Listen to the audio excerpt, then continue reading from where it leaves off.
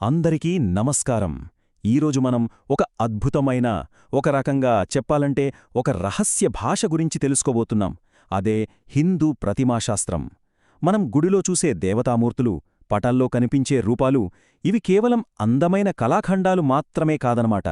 అవి లోతైన తాత్విక సత్యాలను చెప్పే శక్తివంతమైన సంకేతాలు. మరి ఆ సంకేతాల వెనకున్న అర్థాన్ని ఛేదించడానికి సిద్ధమా? అంటే ఈ చిత్రాలు, ఈ రూపాలు కేవలం చూడ్డానికే కాదు, అవి మనల్ని ఒక ఉన్నతమైన ఆలోచనా ప్రపంచంలోకి తీసుకెళ్లే ద్వారాల్లాంటివి. ప్రతి విగ్రహం ఒక కథ చెబుతోంది, ప్రతి చిహ్నం ఒక సత్యాన్ని వెల్లడిస్తోంది. మంచి ప్రశ్న కదూ. సరే, ఇవి ద్వారాలు అంటున్నాం. మరి ఈ ప్రవేశ ద్వారాలు మనల్ని ఎక్కడికి తీసుకెళ్తాయి?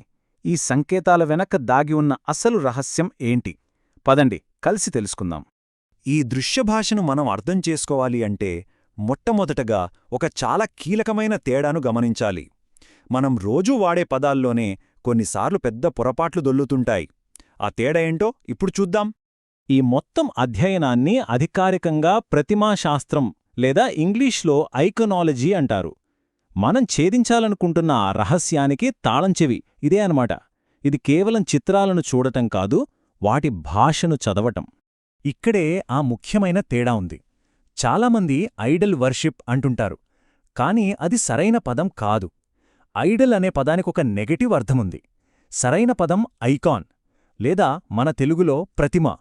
ప్రతిమ అంటే ఒక ఉన్నతమైన ఆధ్యాత్మిక సత్యాన్ని మన కళ్లకు కట్టినట్టు చూపించే ఒక పవిత్రమైన చిహ్నం, అంతే. అసలు ఈ రూపాలు ఎందుకవసరం అనే ప్రశ్న వస్తోంది కదా. దీనికి మన ప్రాచీన గ్రంథాల్లోనే ఒక అద్భుతమైన సమాధానం ఉంది. చూడండి, ఆకారం లేని పరమాత్మను మనసులో నిలుపుకోవడం చాలా కష్టం. అందుకే మనసును లగ్నం చేయడానికి ఒక ఆధారం కావాలి. ఆ ఆధారమే ఈ ప్రతిమలు. సరే, ఇప్పుడు మనం అస్సల్ మ్యాటర్లోకి వెళ్ళిపోదాం. ఈ విజువల్ లాంగ్వేజ్లోని అక్షరాలను, అంటే ఒక్కో సింబల్ వెనుకున్న అర్థాన్ని ఎలా చదవాలో నేర్చుకుందాం. ముందుగా భంగిమల గురించి చూద్దాం. దేవతలు పడుకున్నట్లుగా ఉండే ఈ భంగిమను శయన భంగిమ అంటారు.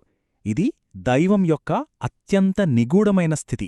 అంటే మన ఊహకు, మాటలకు అందని సంపూర్ణ శాంతస్థితి. సృష్టికి ఆవల ఉన్న పారమార్థిక సత్యానికిది ప్రతీక. ఇక కూర్చున్న భంగిమ అంటే ఆసీన భంగిమ. ఇది దైవం ధ్యానస్థితిలో ఉన్నా ఎప్పుడైనా ప్రపంచంలోకి వ్యక్తమవ్వడానికి, చర్య తీసుకోవడానికి సిద్ధంగా ఉన్నట్టు చూపిస్తుంది. ఇదొక శక్తివంతమైన నిశ్శబ్దం లాంటిది. ఇక నిల్చున్న భంగిమ లేదా స్థానక భంగిమ. ఇది దైవం మన మధ్య, మన జీవితాలలో క్రియాశీలంగా, చైతన్యవంతంగా ఉందని చెప్పే భంగిమ. దైవం మనకు అండగా నిలబడి ఉందని చెప్పడానికిదొక సంకేతం. సరే, భంగిమలు చూశాం. ఇప్పుడు చాలా దేవతారూపాల్లో కనిపించే ఒక కామన్ ఫీచర్ గురించి మాట్లాడుకుందాం. అదేంటంటే అనేక చేతులు, ముఖ్యంగా 4 చేతులు. దీని వెనకున్న అర్థమేమై ఉంటుంది? అయితే ఈ 4 చేతులను మనం అక్షరాలా తీసుకోకూడదు. ఇది ఒక సింబల్ అన్నమాట. దేవుడి అనంతమైన శక్తికి, ఆయన ప్రభావం సృష్టిలో ప్రతి అంశం మీద ఎలా ఉంటుందో చెప్పడానికి ఇదొక మార్గం. మానవ జీవిత లక్ష్యాలైన ధర్మార్థ కామమోక్షాలు, 4 ఆశ్రమాలు, 4 దిక్కులు, వీటన్నిటిపై దైవానికి ఉన్న ఆధిపత్యానికి ఇది ప్రతీక. చేతుల సంఖ్య మాత్రమే కాదు, ఆ చేతులు పెట్టే భంగిమలు కూడా చాలా ముఖ్యం. వాటినే మనం ముద్రలు అని పిలుస్తాం. ప్రతి ముద్రకు ఒక ప్రత్యేకమైన, శక్తివంతమైన అర్థముంటుంది. ఇది మన అందరికీ బాగా పరిచయమున్న ముద్ర, అభయముద్ర. దీని అర్థం చాలా సింపుల్. భయపడకు, నేనున్నాను, నేను నిన్ను రక్షిస్తాను అని భరోసా ఇవ్వడం. ఇది శాంతికి, రక్షణకు ఒక యూనివర్సల్ సింబల్. అరచేతిని కిందకి చూపిస్తూ ఉండే ఈ ముద్రను వరద ముద్ర అంటారు. ఇది దేవత యొక్క కరుణను, దానగుణాన్ని సూచిస్తోంది. భక్తులు కోరిన వరాలను ప్రసాదించే స్వభావానికి ఇది ప్రతీక. ఈ ముద్రలో బొటనవేలు, చూపుడువేలు కలిసి ఒక సర్కిల్లా ఏర్పడతాయి. ఇది జీవాత్మ, అంటే వ్యక్తి పరమాత్మతో ఏకమవడాన్ని సూచిస్తుంది. మిగిలిన 3 వేళ్లు మనలోని అహంకారం, కోరికలు లాంటివాటిని అధిగమించడాన్ని సూచిస్తాయి. అందుకే ఇది జ్ఞానాన్ని అందించే గురువు యొక్క ముద్ర. ఓకే, ఇప్పుడిదాకా మనం భంగిమలు, ముద్రలు లాంటి విడివిడి సింబల్స్ గురించి మాట్లాడుకున్నాం. మరి వీటిని కలిపి నిర్దిష్టమైన ప్రయోజనాల కోసం ఎలా ఉపయోగిస్తారో ఇప్పుడు చూద్దాం. చూడండి, భక్తుల అవసరాలను బట్టి, వాళ్ల లక్ష్యాలను బట్టి ఈ మూర్తులను కూడా వర్గీకరించారు.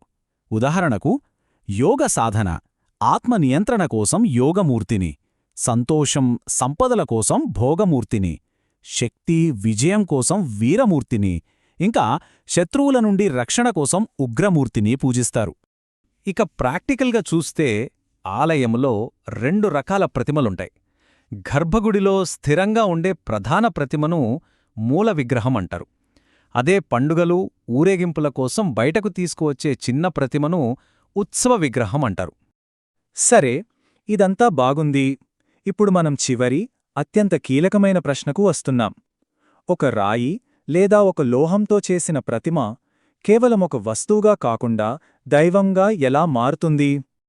ఆ అద్భుతమైన పరివర్తన జరిగే ప్రక్రియ పేరే ప్రాణప్రతిష్ఠ. వేదమంత్రాలతో, పవిత్రమైన కర్మలతో దైవిక జీవశక్తిని, అంటే ప్రాణాన్ని ఆ ప్రతిమలోకి ఆహ్వానిస్తారు. ఆ క్షణం నుండి అది కేవలం ఒక ప్రతిమ కాదు, అది దైవం కొలువైయున్న ఒక సజీవ స్వరూపం, ఒక మూర్తిగా మారుతుంది. భక్తుల పూజలను స్వీకరించడానికి దైవం స్వయంగా ఆ రూపంలోకి వస్తుందని విశ్వాసం. అంతిమంగా మనం తెలుసుకోవాల్సింది ఏంటంటే, హిందూ ప్రతిమాశాస్త్రమనేది ఏదో యాదృచ్ఛికంగా పుట్టిన కల కాదు. ఇది లోతైన ఆధ్యాత్మిక సత్యాలను సామాన్యులకు కూడా అర్థమయ్యేలా చెప్పడానికి వేల సంవత్సరాలుగా అభివృద్ధి చెందిన ఒక పరిపూర్ణమైన, సంక్లిష్టమైన దృశ్యభాష. ఇక్కడ ప్రతి చిన్న గీతకు కూడా ఒక అర్థముంటుంది. ఈ అంశాన్ని ముగించే ముందు ఒకసారి ఆలోచిద్దాం. ఈ ప్రాచీన చిహ్నాల వెనక ఉన్న ఇంతటి లోతైన ప్రపంచాన్ని చూశాక, మన ఆధునిక జీవితాల్లో కూడా మనకు తెలియకుండానే మనల్ని నడిపించే, మన నమ్మకాలను ప్రభావితం చేసే చిహ్నాలు ఏమైనా ఉన్నాయేమో అని ఒక్కసారి మనల్ని మనం ప్రశ్నించుకుందాం.